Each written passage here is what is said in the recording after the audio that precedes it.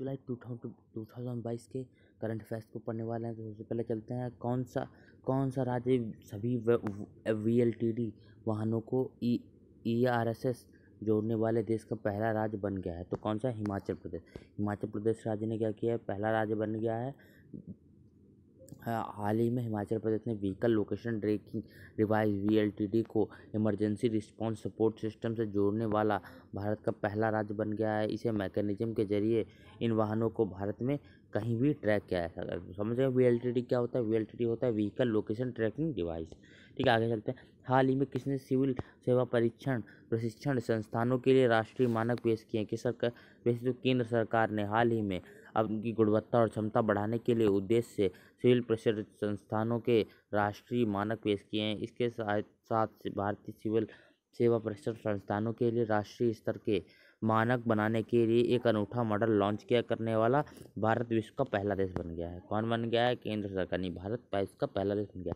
फिर अगला क्वेश्चन आता है, कौन सा राज्य अपनी इंटरनेट सेवा शुरू करने वाला भारत का पहला राज्य बना है? तो कौन सा? केरल राज्य हाल ही में अपनी इंटरनेट सेवा शुरू करने वाला भारत का पहला राज्य बन गया है।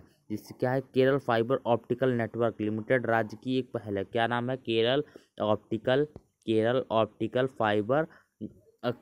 Fibre optical network limited. ठीक है, इस नाम की कंपनी है। राज्य की एक पहल है जिससे राज्य में डिजिटल अंतर को खत्म करने का उद्देश्य से शुरू किया गया। फिर आता है 2028 के ग्रीष्मकालीन ओलंपिक और पैरालंपिक खेलों की मेजबानी किसके द्वारा की जाएगी?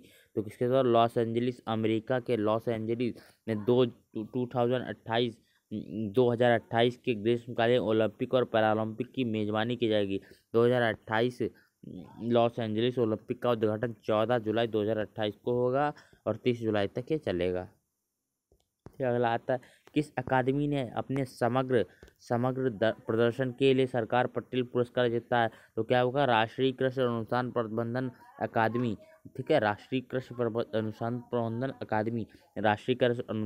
प्रबंधन अकादमी ने हाल ही में अपने समग्र प्रदर्शन के लिए क्या जीता? सरदार पटेल पुरस्कार जीता है। क्या? नार्म के निदेशक श्रीनिवास राव ने नई दिल्ली में केंद्रीय कृषि और किसान कल्याण मंत्री नरेंद्र तोमर से पुरस्कार जीता। ठीक है, तो क्या हो गया? अरुणाचल प्रदेश और किस राज्य के बीच हाल ही में अपने 7 दशक पुराने विवाद को सुलझाने के दिशा में सीमा विवाद समझौता हुआ? किसके? असम और अरुणाचल प्रदेश, असम राज्य के बीच हाल ही में अपने 7 दशक पुराने सीमा विवाद को सुलझाने की दिशा में सीमा विवाद समझौता।